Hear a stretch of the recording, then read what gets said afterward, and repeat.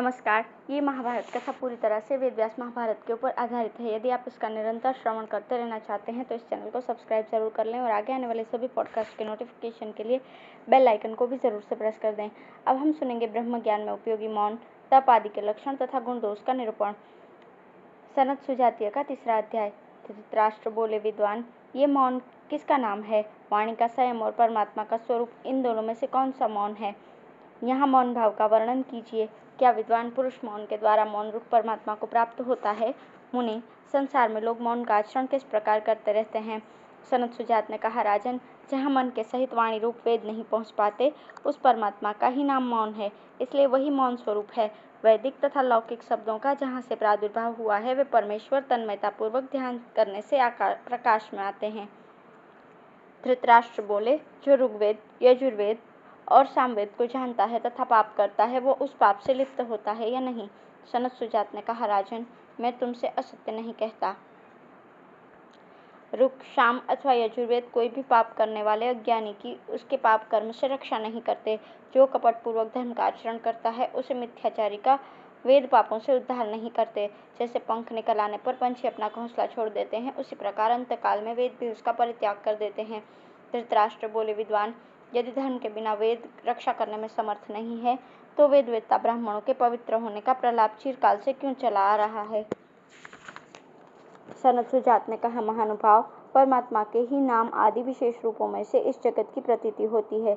ये बात वेद द्वे वाव ब्राह्मणों रूपे इत्यादि मंत्रों द्वारा अच्छी तरह निर्देश करके कहते हैं, किंतु वास्तव में उसका स्वरूप इस विश्व से विलक्षण बताया जाता है। उसी की प्राप्ति के लिए वेद में कृच्छ्र, चांद्रायणादि तप और ज्योतिष्टोमादि यज्ञ का प्रतिपादन किया गया है। इन तप और यज्ञों के द्वारा उस श्रोत्रिय विद्वान पुरुष को पुण्य की प्राप्ति होती है। फिर उस पुण्य से पाप को नष्ट कर देने के पश्चात ज्ञान के प्रकाश से वो अपने सच्चिदानंदन स्वरूप का साक्षात्कार करता है। इस प्रकार विद्वान पुरुष ज्ञान से आत्मा को प्राप्त होता है। अन्यथा धर्म, अर्थ और काम रूप त्रिवर्ग फल की इच्छा रखने के कारण वो इस लोक में किए हुए सभी कर्मों को साथ लेकर उन्हें परलोक में भोगता है तथा भोग समाप्त होने पर पुनः इस संसार मार्ग में लौट आता है। इस लोक में तपस्या की जाती है और परलोक में उसका फल भोगा जाता है। ये सबके लिए साधारण सा नियम है, परंतु अवश्य पालन करने योग्य तप में स्थिर रहने वाले ब्रह्मवेत्ता पुरुषों के लिए तो यही लोक है। उन्हें यही जीवन काल में ही ज्ञान रूप फल प्राप्त हो जाता है। धृतराष्ट्र बोले, सनत सुजात जी, एक ही तप की कभी वृद्धि और कभी हानि कैसे होती है? आप इसे इस प्रकार बताइए जिससे हम भलीभांति समझ सकें। सनत सुजात ने कहा, जो किसी कामना या पाप रूप दोष से युक्त नहीं होता, उसे भी शुद्ध तप कहते हैं। केवल वही तप रुद्ध और समृद्ध होता है, किंतु जब उस तप में कामना या पाप रूप दोष का संसर्ग होता है तो उसकी हानि होने लगती है। राजन, तुमने जो कुछ मुझसे पूछा है, ये सब तपस्या मूलक तप से ही प्राप्त होने वाला है। वेदवेत्ता विद्वान इस तप से ही परम अमृत अर्थात मोक्ष को प्राप्त होते हैं। धृतराष्ट्र बोले, सनत सुजात जी, मैंने दोष रहित तपस्या का महत्व सुना। अब तपस्या के जो दोष हैं उन्हें बताइए, जिससे मैं इस सनातन गोपनीय तत्व को जान सकूं। सनत सुजात ने कहा, राजन, तपस्या के क्रोध आदि 12 दोष हैं तथा 13 प्रकार के क्रूर मनुष्य होते हैं। पितरों और ब्राह्मणों के धर्म आदि 12 गुण शास्त्रों में प्रसिद्ध है। काम, क्रोध, लोभ, मोह, असंतोष, निर्दयता, असूया, अभिमान, शोक, स्पृहा, ईर्ष्या और निंदा, मनुष्य में रहने वाले ये 12 दोष सदा ही त्याग देने योग्य हैं। नरश्रेष्ठ, जैसे व्याध मृगों को मारने का अवसर देखता हुआ उनकी टोह में लगा रहता है, उसी प्रकार उनमें से एक एक दोष मनुष्य का छिद्र देखकर उन पर आक्रमण करता है।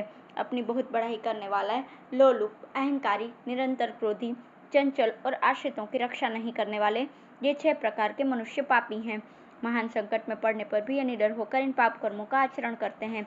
संभोग में ही मन लगाने वाले, विषमता रखने वाले, अत्यंत मानी, दान देकर पश्चाताप करने वाले, अत्यंत कृपण, अर्थ और काम की प्रशंसा करने वाले तथा स्त्रियों के दोषी, ये 7 और पहले के 6 कुल 13 प्रकार के मनुष्य नृशंस वर्ग अर्थात क्रूर समुदाय कहे गए हैं। धर्म, सत्य, इंद्रिय निग्रह, तप, मत्सरता का अभाव, लज्जा, सहनशीलता, किसी के दोष न देखना, यज्ञ करना, दान देना, धैर्य और शास्त्र ज्ञान, ये ब्राह्मण के 12 व्रत है। जो इन 12 व्रतों पर अपना प्रभुत्व रखता है, वो इस संपूर्ण पृथ्वी के मनुष्यों को अपने अधीन कर सकता है। इनमें से 3, 2 या 1 गुण से भी जो युक्त है, उसके पास सभी तरह का धन है, ऐसा समझना चाहिए। दम, त्याग और आत्मकल्याण में प्रमाद न करना, इन 3 गुणों में अमृत का वास है। जो मनीषी ब्राह्मण हैं वे कहते हैं कि इन गुणों का मुख सत्य रूप परमात्मा की ओर है, अर्थात ये परमात्मा की प्राप्ति कराने वाले हैं। दम 18 गुणों वाला है। निम्नांकित 18 दोषों के त्याग को ही 18 गुण समझना चाहिए। कर्तव्य अकर्तव्य के विषय में विपरीत धारणा, असत्य भाषण, गुणों में दोष दृष्टि, स्त्री विषयक कामना, सदा धनोपार्जन में ही लगे रहना, भोगेच्छा, क्रोध, शोक, तृष्णा, लोभ, चुगली करने की आदत, दाह, हिंसा, संताप, चिंता, कर्तव्य की विस्मृति, अधिक बकवाद और अपने को बड़ा समझना, इन दोषों से जो मुक्त है उसी को सत्पुरुष दांत अर्थात जितेंद्रिय कहते हैं। मद में 18 दोष हैं। ऊपर जो दम के विपर्यय सूचित किए गए हैं वे ही मद के दोष बताए गए हैं। आगे मद के स्वतंत्र दोष भी कहे जाएंगे। त्याग 6 प्रकार का होता है। वो 6 प्रकार का त्याग अत्यंत उत्तम है, किंतु इनमें तीसरा अर्थात काम त्याग बहुत ही कठिन है। इसके द्वारा मनुष्य नाना प्रकार के दुखों को निश्चय ही पार कर जाता है। काम का त्याग कर देने पर सब कुछ जीता जा सकता है। राजेंद्र 6 प्रकार का जो सर्वश्रेष्ठ त्याग है उसे बताते हैं। लक्ष्मी को पाकर हर्षित न होना, ये प्रथम त्याग है। यज्ञ, होम आदि तथा कुएं, तालाब और बगीचे बनाना आदि में धन खर्च करना दूसरा त्याग है। और सदा वैराग्य से युक्त रहकर काम का त्याग करना यह तीसरा त्याग कहा गया है, तथा ऐसे त्यागी को सच्चिदानंद स्वरूप कहते हैं। अतः यह तीसरा त्याग विशेष गुण माना गया है। पदार्थों से त्याग से जो निष्कामता आती है वो स्वेच्छापूर्वक उनका उपभोग करने से नहीं आती। अधिक धन संपत्ति के संग्रह से भी निष्कामता नहीं सिद्ध होती, तथा उसका कामना पूर्ति के लिए उपभोग करने से भी कामना का त्याग नहीं होता। किए हुए कर्म सिद्ध न हो तो उनके लिए दुख न करें, उस दुख से ग्लानि नहीं उठावे। इन सब गुणों से युक्त मनुष्य यदि द्रव्यवान हो तो भी वो त्यागी है। कोई अप्रिय घटना हो जाए तो भी कभी व्यथा को न प्राप्त हो, ये चौथा त्याग है। अपने अभिष्ट पदार्थ, स्त्री पुत्र आदि की कभी याचना न करे, ये पांचवा त्याग है। सुयोग्य याचक के आ जाने पर उससे दान करे, ये छठा त्याग है। इन सब से कल्याण होता है। इन त्यागमय गुणों से मनुष्य अप्रमादी होता है और उस अप्रमाद के 8 गुण माने गए हैं। सत्य, ध्यान, समाधि, तर्क, वैराग्य, चोरी न करना, ब्रह्मचर्य और अपरिग्रह, ये 8 गुण त्याग और अप्रमाद दोनों के ही समझने चाहिए। इसी प्रकार जो मद के 18 दोष पहले बताए गए हैं उनका सर्वथा त्याग करना चाहिए। प्रमाद के 8 दोष हैं, उन्हें भी त्याग देना चाहिए। भारत, 5 इंद्रियां और छठा मन, इनकी अपने अपने विषयों में जो भोग बुद्धि से प्रवृत्ति होती है, 6 तो यही प्रमाद विषयक दोष हैं, और भूतकाल की चिंता और भविष्य की आशा 2 दोष ये हैं। इन 8 दोषों से मुक्त पुरुष सुखी होता है। राजेंद्र, तुम सत्य स्वरूप हो जाओ। सत्य में ही संपूर्ण लोक प्रतिष्ठित है। वे दम, त्याग और अप्रमाद आदि गुण भी सत्य स्वरूप परमात्मा की प्राप्ति कराने वाले हैं। सत्य में ही अमृत की प्रतिष्ठा है। दोषों को निवृत्त करके ही यहाँ तप और व्रत का आचरण करना चाहिए। ये विधाता का बनाया हुआ नियम है। सत्य ही श्रेष्ठ पुरुषों का व्रत है। मनुष्य को उपयुक्त दोषों से रहित और गुणों से युक्त होना चाहिए। ऐसे पुरुष का ही विशुद्ध तप अत्यंत समृद्ध होता है। राजन, तुमने जो मुझसे पूछा है वो मैंने संक्षेप में बता दिया। ये तप जन्म, मृत्यु और वृद्धावस्था के कष्ट को दूर करने वाला, पापहारी तथा परम पवित्र है। धृतराष्ट्र ने कहा, मुने, इतिहास पुराण में जिनमें 5वां है, उन संपूर्ण वेदों के द्वारा कुछ लोगों का विशेष रूप से नाम लिया जाता है, अर्थात वे पंचवेदी कहलाते हैं। दूसरे लोग चतुर्वेदी और त्रिवेदी कहे जाते हैं। इसी प्रकार कुछ लोग द्विवेदी, एकवेदी तथा अनरुच कहलाते हैं। इनमें से कौन ऐसे हैं जिन्हों मैं निश्चित रूप से ब्राह्मण समझूं? सनत सुजात ने कहा, राजन, एक ही वेद को न जानने के कारण बहुत से वेद कर दिए गए हैं। उस सत्य स्वरूप एक वेद के सारत्व परमात्मा में तो कोई बिरला नहीं स्थापित होता है। इस प्रकार वेद के तत्व को न जानकर भी कुछ लोग मैं विद्वान हूँ ऐसा मानने लगते हैं। फिर उनकी दान, अध्ययन और यज्ञादि कर्मों में लौकिक एवं पारलौकिक फल के लोभ से प्रवृत्ति होती है। वास्तव में जो सत्य स्वरूप परमात्मा से च्युत हो गए हैं उन्हीं को वैसा संकल्प होता है। फिर सत्य रूप वेद के प्रमाण्य का निश्चय करके ही उनके द्वारा यज्ञों का विस्तार किया जाता है। किसी का यज्ञ मन से, किसी का वाणी से तथा किसी का क्रिया के द्वारा संपादित होता है।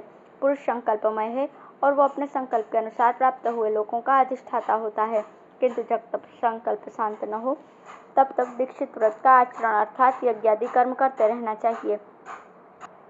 यह दीक्षित नाम दीक्ष व्रतादेश इस धातु से बना है। सत्पुरुषों के लिए सत्य स्वरूप परमात्मा ही सबसे बढ़कर है, क्योंकि परमात्मा के ज्ञान का फल प्रत्यक्ष है और तप का फल परोक्ष है, इसलिए ज्ञान का ही आश्रय लेना चाहिए। बहुत पढ़ने वाले ब्राह्मण को केवल बहुपाठी समझना चाहिए। इसलिए क्षत्रिय केवल बातें बनाने से ही किसी को ब्राह्मण न मान लेना। जो सत्य स्वरूप परमात्मा से कभी पृथक नहीं होता, उसी को तुम ब्राह्मण समझो। राजन अथवा मुनि एवं महर्षि समुदाय ने पूर्व काल में जिनका गान किया है वे ही छंद हैं, किंतु संपूर्ण वेद पढ़ लेने पर भी जो वेदों के द्वारा जानने योग्य परमात्मा के तत्व को नहीं जानते, वे वास्तव में वेद के विद्वान नहीं हैं। नरश्रेष्ठ, छंद अर्थात वेद उस परमात्मा में स्वच्छंद संबंध से स्थित हैं, अर्थात स्वतः प्रमाण है। इसलिए उनका अध्ययन करके ही वेदवेत्ता आर्यजन वेद्य रूप परमात्मा के तत्व को प्राप्त हुए हैं। राजन, वास्तव में वेदों के तत्व को जानने वाला कोई नहीं है, अथवा यूँ समझो कि कोई बिरला ही उनका रहस्य जान पाता है। जो केवल वेद के वाक्यों को जानता है, वो वेदों के द्वारा जानने योग्य परमात्मा को नहीं जानता, किंतु जो सत्य में स्थित है वो वेद वेद्य परमात्मा को जानता है। जो ज्ञेय, मन आदि अचेतन हैं, उनमें से कोई ज्ञाता नहीं है। इसलिए मनुष्य मन आदि के द्वारा न तो आत्मा को जानते हैं और न अनात्मा को। जो आत्मा को जान लेता है वही अनात्मा को भी जानता है। जो केवल अनात्मा को जानता है वो सत्य आत्मा को नहीं जानता। जो पुरुष ज्ञाता वेदों को जानता है वही वेद्य जगत आदि को भी जानता है, परंतु उस ज्ञाता को न वेद पाठी जानते हैं और न वेद। तथापि जो वेदवेत्ता ब्राह्मण है वे उस आत्म तत्व को वेद के द्वारा ही जानते हैं। द्वितीया के चंद्रमा की सूक्ष्म कला को बताने के लिए जैसे वृक्ष की शाखा की ओर संकेत किया जाता है, उसी प्रकार उस सत्य स्वरूप परमात्मा का ज्ञान कराने के लिए ही वेदों का भी उपभोग किया जाता है, ऐसा विद्वान पुरुष मानते हैं। मैं तो उसी को ब्राह्मण समझता हूँ जो परमात्मा के तत्व को जानने वाला और वेदों की यथार्थ व्याख्या करने वाला हो, जिसके अपने संदेह मिट गए हों और दूसरों के भी संपूर्ण संशयों को मिटा सके। इस आत्मा की खोज करने के लिए पूर्व, दक्षिण, पश्चिम या उत्तर की ओर जाने की आवश्यकता नहीं है। फिर आग्नेय आदि कोणों की तो बात ही क्या है। इसी प्रकार दिग्विभाग से रहित प्रदेश में भी उसे नहीं ढूंढना चाहिए। आत्मा का अनुसंधान अनात्म पदार्थों में तो किसी तरह करे ही नहीं। वेद के वाक्यों में भी न ढूंढकर केवल तप के द्वारा उस प्रभु का साक्षात्कार करे। सब प्रकार की चेष्टा से रहित होकर परमात्मा की उपासना करे, मन से भी कोई चेष्टा न करे। राजन, तुम भी अपने हृदयाकाश में स्थित उस विख्यात परमेश्वर की उपासना करो। मौन रहने अथवा जंगल में निवास करने मात्र से कोई मुनि नहीं होता। जो अपने आत्मा के स्वरूप को जानता है वही श्रेष्ठ मुनि कहलाता है। संपूर्ण अर्थों को व्याकृत अर्थात प्रकट करने के कारण ज्ञानी पुरुष वैयाकरण कहलाता है। ये समस्त अर्थों का प्रकटीकरण मूलभूत ब्रह्म से ही होता है, अतः यही मुख्य वैयाकरण है। विद्वान पुरुष भी ब्रह्मभूत होने के कारण इसी प्रकार अर्थों को व्याकृत करता है, इसलिए वो भी वैयाकरण है। जो संपूर्ण लोगों को प्रत्यक्ष देख ले वो मनुष्य उन सब लोगों का दृष्टा मात्र कहलाता है, सर्वज्ञ नहीं होता। किंतु जो एकमात्र सत्य स्वरूप ब्रह्म में ही स्थित है वो ब्रह्मवेत्ता ब्राह्मण सर्वज्ञ हो जाता है।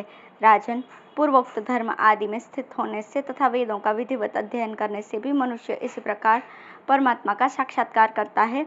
ये बात अपनी बुद्धि द्वारा निश्चय करके मैं तुम्हें बता रहा हूँ। धन्यवाद।